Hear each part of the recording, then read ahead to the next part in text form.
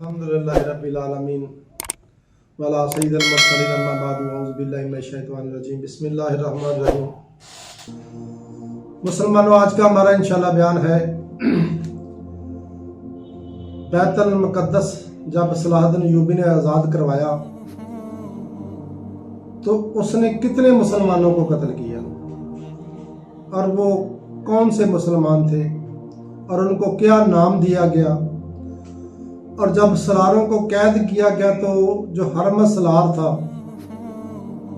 जो सलीबियों का यहूदियों का सबसे बड़ा सलार था, जसूस अदारे का सलार था वो, तो उसने कुछ इंकशाफ किए थे सलाहुद्दीन अय्यूबी से ना। सलाहुद्दीन अय्यूबी ने कुछ चीज़ें पूछी सी उससे, बातें पूछी तो उसने कुछ बताया था सलाहुद्दीन अय्यूबी को। आज इंशाल्लाह इन सब चीज़ों का ना हम तज़किरा करेंगे। मुसलमानों, बैतुल मुक़द्दस अल्लाह का घर है और हमारे लिए मुसलमानों के लिए वो बहुत मुक़द्दस है, क्योंकि खाना काबा से पहले बैतुल मुक़द्दस ही था जो किबला रुख था हमारा, जिस तरफ मुसलमान नमाज पढ़ते थे मुंह करके। सलाहुद्दीन अय्यूबी को नूरुद्दीन जंगी ने सलार बनाया था और इतनी बड़ी उम्र थी सलाहुद्दीन अय्यूबी की, इतनी बड़ी उम्र नहीं थी जब उसको सलार बना दिया था। उसने ये सोचा था कि मैं इंशाल्लाह बैतुल मुक़द्दस आज़ाद कराऊंगा।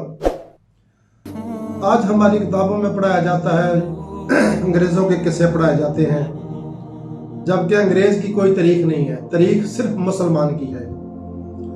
और मुसलमानों की ऐसी तारीखें हैं कि जिनको हम मुसलमान वैसे ही भूल चुके हैं। हमने अपने मुसलमानों की तरीकों को छोड़कर अंग्रेजों की तरीकों को शुरू कर दिया है पढ़ना। सलाहुद्दीन अय्यूबी ने जब बैतुल मुक़द्दस आज़ाद कराने का इरादा किया तो उसने तैयारी शुरू कर दी। उस वक्त छोटी छोटी रियासतें होती थी, जब वो सफर में निकले और छोटी छोटी रियासतों से कुफर से मुकाबला करते करते करते बैतुल मुक़द्दस के बिल्कुल करीब आने लगे ना, तो यहूदियों ने देखा कि ये हमसे अब कंट्रोल नहीं हो सकता। उस वक्त यहूदी सलीबी जितने भी काफिरों के गिरोह थे ना, सारे आपस में मिल गए थे। बैतुल मुक़द्दस आज़ाद ना हो और सलाहुद्दीन अय्यूबी को शहीद करने के लिए, उसकी फौज को शहीद करने के लिए सारे मिल गए थे कि हमने ये बैतुल मुक़द्दस आज़ाद नहीं होने देना। और मुसलमानों, ईमान की बड़ी ताकत है। ईमान की ऐसी ताकत है कि जब मुसलमान का ईमान होता है ना, ईमान का जो जज्बा होता है वो इंसान की ताकत से 100 गुना ज्यादा होता है, क्योंकि मुसलमान लड़ता ही ईमान की ताकत से है। और मेरे अल्लाह ने भी खुद फरमाया है कि एक मुसलमान हो ईमान वाला, वो 1000 काफर पर भारी है। तो मुसलमानों, फिर सलाहुद्दीन अय्यूबी ने, तो फिर काफरों ने जब देखा कि हमसे तो ये कंट्रोल नहीं हो रहा, तो उन्होंने जो मुसलमान रियासतें थी ना, छोटी छोटी रियासतें थी, उनको अपने साथ मिला लिया। उनको पैसा, औरतें, शराब, मालो ज़र दे करना उनको तैयार किया कि आपने सलाहुद्दीन अय्यूबी को रोकना है। क्योंकि काफिर को पता है कि काफिर कभी भी मुसलमान का मुकाबला नहीं कर सकता। मुसलमान को जब भी मारेगा, मुसलमान मारेगा, काफिर नहीं मार सकता। काफिर में इतनी हिम्मत ही नहीं है, उसके अंदर इतनी ताकत ही नहीं है, क्योंकि मुसलमान तो ईमान की ताकत है, मुसलमान के अंदर तो ईमान की ताकत होती है। तो उसको पता है कि मैं मुसलमान का मुकाबला नहीं कर सकता। काफिर ने फिर साजिश ये की, उसने मुसलमानों को खड़ा किया, उनको मालो ज़र, पैसा, शराब, शबाब, हर चीज़ दिया हुक्मरानों को। और वो उन हुक्मरानों ने अपनी फौज जो थी ना सलाहुद्दीन अय्यूबी के बराबर में खड़ी कर दी। तो सलाहुद्दीन अय्यूबी ने कासिद भेजा। उन्होंने पहले बहुत समझाया कि हम मुसलमान हैं, हम तो बैतुल मुक़द्दस आज़ाद कराने आए हैं, तो आप मुसलमान हैं, आपका काम है हमारे साथ अटैच होना, हमारे साथ मिलकर बैतुल मुक़द्दस को आज़ाद करवाना। उन्होंने कहा नहीं, हम तो आपको नहीं आज़ाद करवाने देंगे, हम लड़ेंगे। तो उस वक्त बैतुल मुक़द्दस का मामला था, तो रात सलाहुद्दीन अय्यूबी बहुत लगा था अपने घर में और अपने अल्लाह से बातें करता रहा कि या अल्लाह, ये कैसे मुसलमान है, मैं तो तेरे घर को आज़ाद कराने के लिए निकला हूँ। फिर सुबह जब सलाहुद्दीन अय्यूबी ने जंग का आगाज कर दिया, पैगाम भेजा भी ठीक है, अगर आपने नहीं मेरे साथ चलना तो फिर जंग के लिए तैयार हो जाओ, अगर आपने मेरे रास्ते में रुकावट बनी है।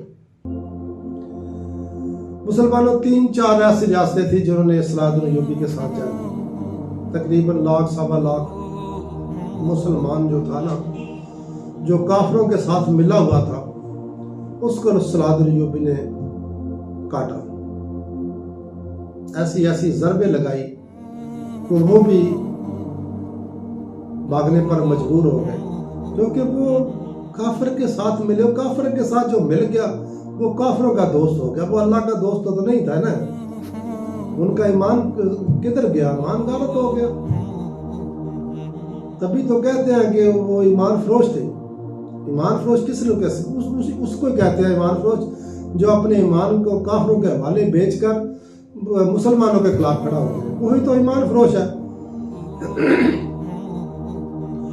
बैतुल मुक़द्दस जब मुसलमानों को काटा सलाहुद्दीन अय्यूबी ने और बैतुल मुक़द्दस को आज़ाद करवा लिया,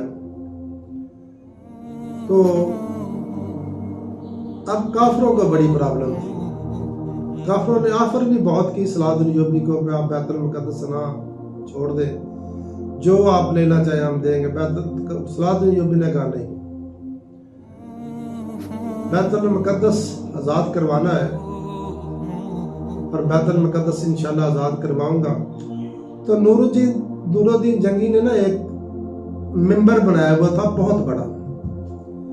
उसने वसीयत की थी सलाहुद्दीन अय्यूबी को कि जब तुम बैतुल मुक़द्दस आज़ाद कर लो ना, ये मिंबर उस जगह रख कर ना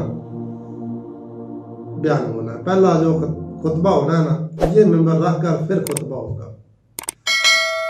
तो सलाहुद्दीन अय्यूबी ने फिर वो मिंबर मंगवाया और उसमें ईसाइयों सलीबियों के बहुत ज़्यादा ना सलार जो थे ना, वो सलाहुद्दीन अय्यूबी ने कैद कर लिए थे, जंगी कैदी बन गए थे। उसमें एक सलार था जो मुसलमानों के काफिलों पर ना हमला करता था और उनको जो हज के लिए काफिले जाते थे उनको लूटता था और उनको मारता था। और कहता क्या था कि अपने नबी को बुलाओ, वो आके आपकी हिफाजत करे। तो जब ये बात सलाहुद्दीन अय्यूबी को पता चली ना, उसने कसम खाई थी कि मैं इस आदमी को अपने हाथ से कत्ल करूंगा। तो जब सलाहुद्दीन अय्यूबी ने उस आदमी को देखा ना, तो फिर मुसलमान था। मुसलमानों, कसम भी खाई हो तो मुसलमान भी हो, फिर जज्बा भी हो, ईमान भी हो, ताकत भी हो, तो कैसे पीछे रह सकता। उसने तलवार नियान से निकाली और जनरल का सर कलम कर दिया। जब उसका सर कलम किया तो बाकी जितने सलार थे ना, जनरल थे काफिरों के, सब घबरा गए, लर्ज गए। तो बैतुल मुक़द्दस, तो सलाहुद्दीन अय्यूबी ने ना उन सब सलारों को कहा कि इसको मैंने इसलिए कत्ल किया है कि ये मुसलमानों को, मेरे भाइयों को ये मैसेज देता था कि अपने नबी को बुलाओ, मेरा नबी तो बहुत बड़ी शान वाला है, मैं तो अपने नबी का इतना गुलाम हूँ। आज मैंने इसकी गर्दन उतारी है और इसको बताया है कि मैं नबी का गुलाम हूँ, और मैंने कसम खाई थी कि मैं इसकी गर्दन उतारूंगा, और मैंने उतारी। तो उस जनरलों में एक जनरल था हरमज। जब सलाहुद्दीन अय्यूबी ने पहला सवाल उनसे पूछा ना कि हरमज, तुमने मेरे मुसलमान भाइयों को मेरे साथ क्यों लड़वाया, तो उसने बात करने से इनकार कर दिया। फिर सलाहुद्दीन अय्यूबी ने पानी का प्याला पेश किया। तो उस वक्त पानी का प्याला पेश करने का मकसद ये होता था कि उस बंदे की जान बख्शी हो गई, भी मैं, आप पानी पी लो, मैं तुझे कत्ल नहीं करूंगा।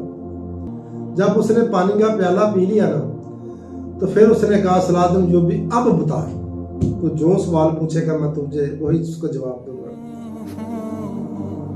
تو صلاح الدین ایوبی نے کہا کہ تم نے میرے مسلمان بھائیوں کو میرے سامنے کیوں کھڑا کیا؟ مسلمانوں بہت غور و طلب بات ہے یہ۔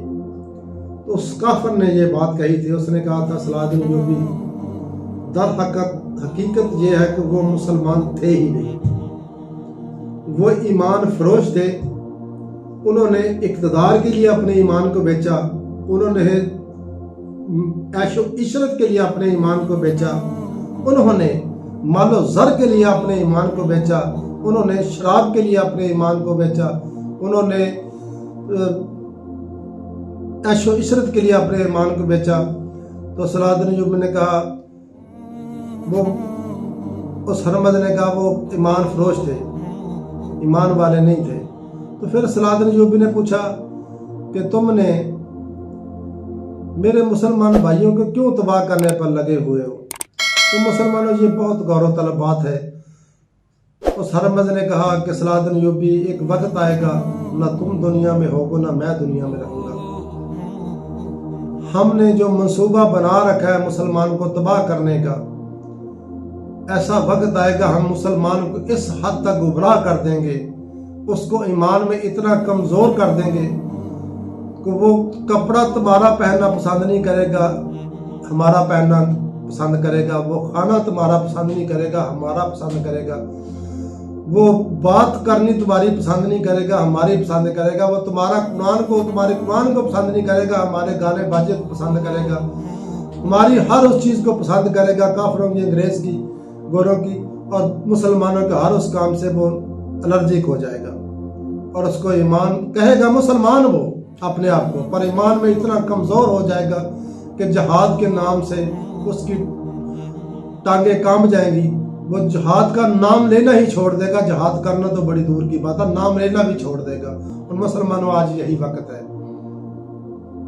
آج یہی حال ہے، پاکستان کا بھی یہی حال ہے کہ اپنے حق کے لیے اپنی کھڑے ہو سکے۔ کہاں وہ مسلمان تھے اور کہاں ہم مسلمان ہیں۔ دعا ہے کہ اللہ تعالیٰ ہمیں اس پکا سچا مسلمان بننے کی توفیق عطا فرمائے۔ وآخر دعوانا الحمدللہ رب العالمین۔